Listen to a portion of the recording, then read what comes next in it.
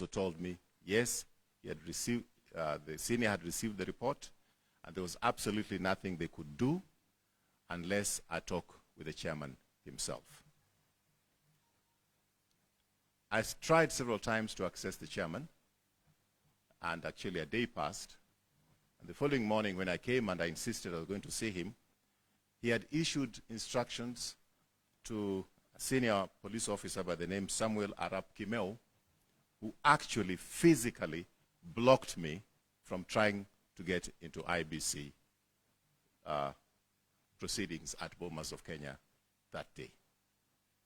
I happened to have known the back door, and I used a little bit of my public relations with the officers at the back, and I managed to get in. Then, again, the officers of Mr. Chebukati refused to see me, saying that he was very busy. He was receiving reports from returning officers, and therefore I could not go in. I was further concerned by the fact that by that time, Chebukati had made a ruling that all the returning officers from the counties must report to him first before the verification, the papers are verified on the floor of the hall.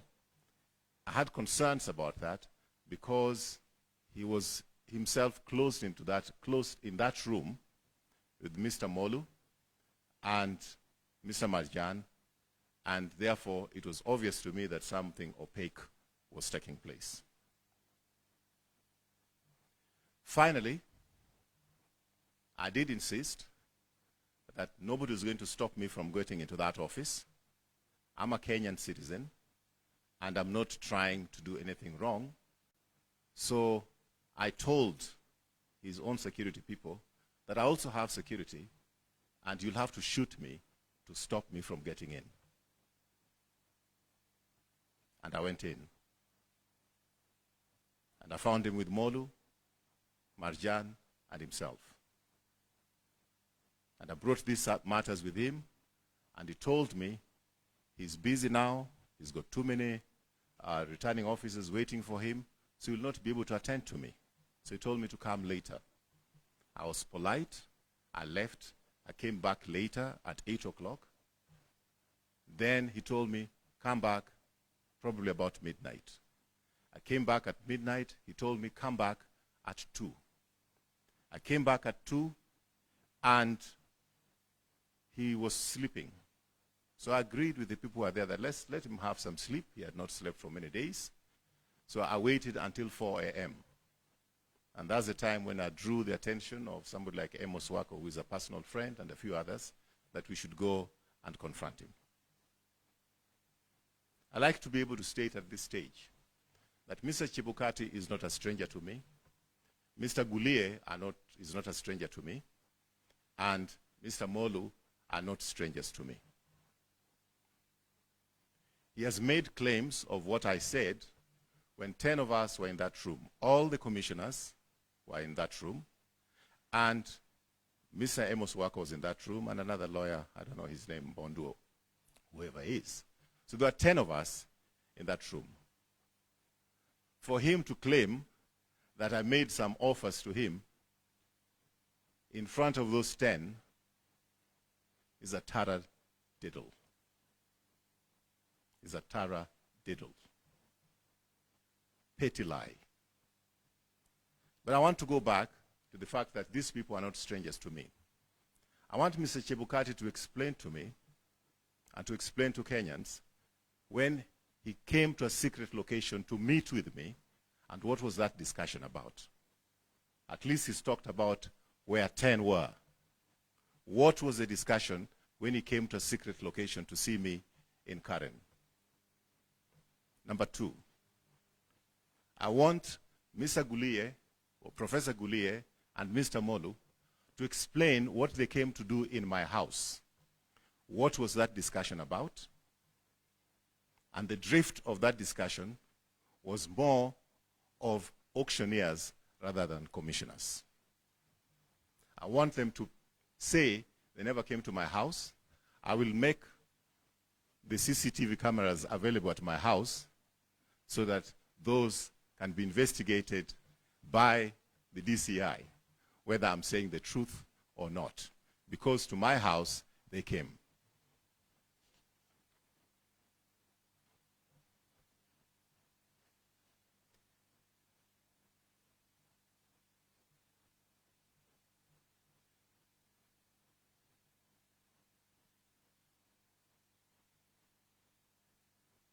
I did give an account to Mr. Gulliye that there was a worry that from 34 A's were being changed. And he told me that there's nothing he can do. He is not the returning officer. Mr. Chebukati is the returning officer. So I should go and talk to Chebukati. Yet he was on the floor when there were all kinds of strange excuses. There were the lights, the lights which were supposed to be shown on the documents. What do you call those lights? Yeah? UV lights. And when our team insisted that we want those UV lights to check the authenticity of those 34 A's which were arriving, all of a sudden, those UV lights ran out of batteries. And in fact, I did ask an official if I could therefore then bring them batteries so that the UV lights could be used.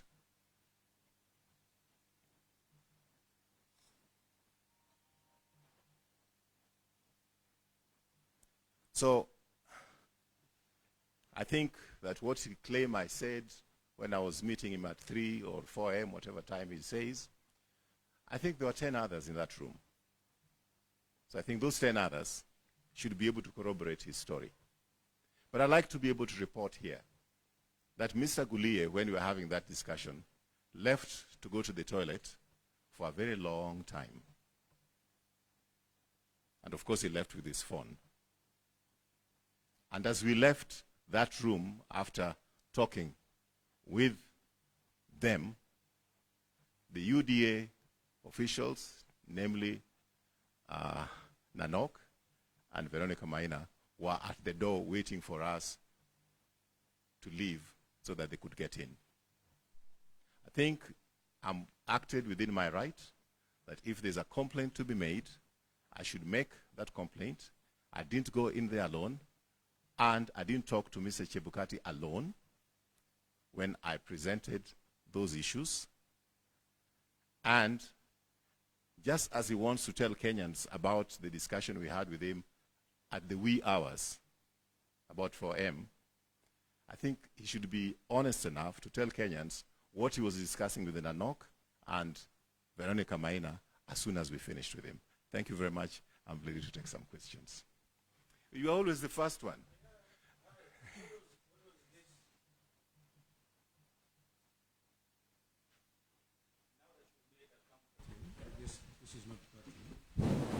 Hello.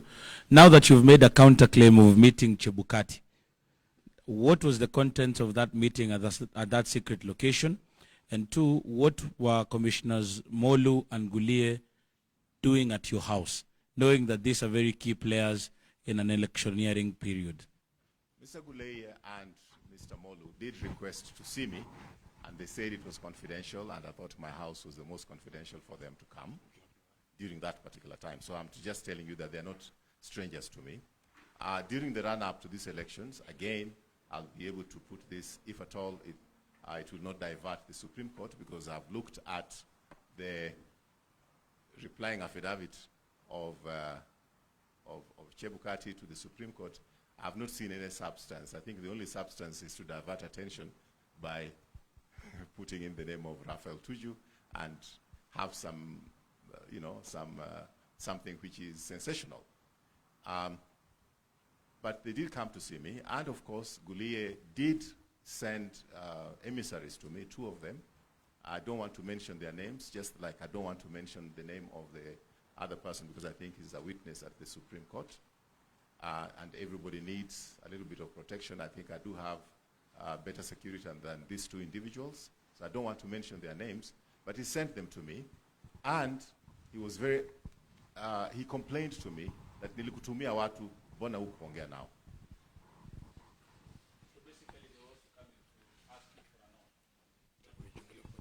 Well, I just said that from my discussions previously with them, I was dealing more with auctioneers than commissioners.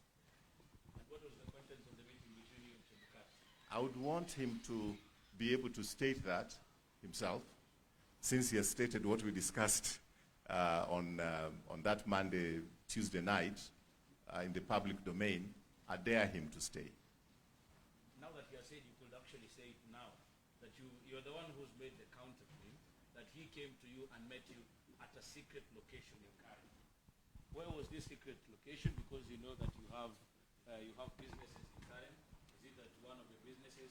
And what could have been the contents of this?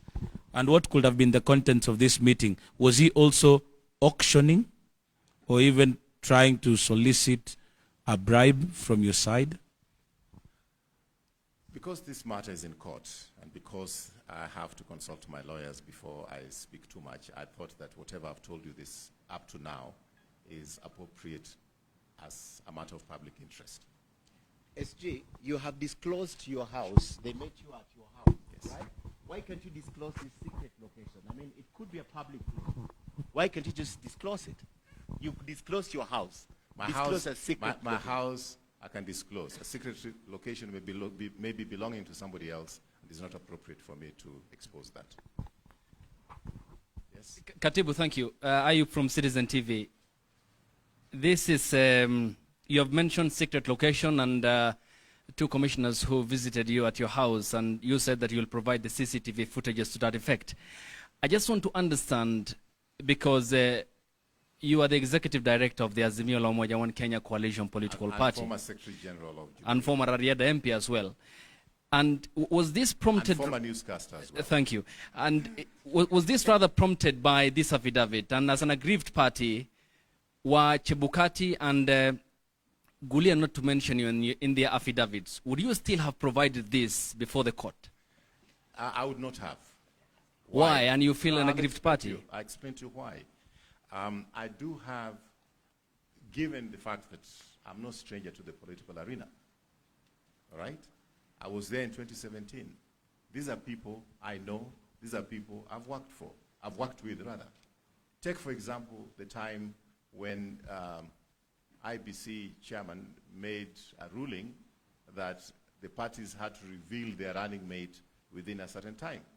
If you recall, I was in the team who went to appeal against that, and I did make a few calls to him to explain to him, and he said he had set up a meeting at IBC, so I should go there and prosecute my case in front of him and the other commissioners, and indeed, we prevailed. He did not only postpone the naming of the deputy presidential candidates for a few days, he did it for 3 weeks.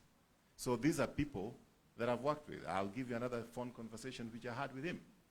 I did, so I'm ready to surrender the phone logs that I have with Mr. Chebukati to DCI and anybody else, the right authority to scrutinize. In the run-up to the elections, there was a challenge of logistics. If you talk to anybody who is farming flowers or vegetables, trying to get space on aircrafts going abroad, they'll tell you that since COVID, there was always a challenge with getting aircraft to carry a lot of cargo. So I did talk to him, and I told him, look, I just want you not to have a blind spot. Please make sure that you organize the logistics for the cargo of papers coming into the country, ballot papers coming to the country in good time, because you may just find that when you are ready to do this, there's no cargo space available in the country. So engagement with the commission is something that has been part of my job, not only now, but in 2017 as well. So I cannot go public with every discussion that we have on phone or on WhatsApp because it's not essential. But when it is essential, when now they have put an affidavit against me, taradiddle in every sense of the word, I think I'm within my right to also explain to the Kenyans my side of the story. And thank you very much. Would that be part of the content in your affidavit before the Supreme Court? You said you can detail every The aspect of it. affidavit has been, Yep. actually, I'd wanted to share the affidavit with Okay, you. okay. But right now, my lawyers are working on it. Okay. And they were not ready to give it to me so that I could share it with you. As soon as it is there, I mean, affidavit, I may decide what I want to say. But as you know, lawyers will tell you, no, you can't say that. But that's within my right to decide what I'm saying and what I'm not saying. But this bit, I felt that I should tell Kenyans. Thank you very much. Thank you. Initiated this secret meeting between yourself and Chebukati? Chebukati himself. Sorry. Yeah? Who initiated the secret meeting between me and Chebukati? It was Chebukati himself.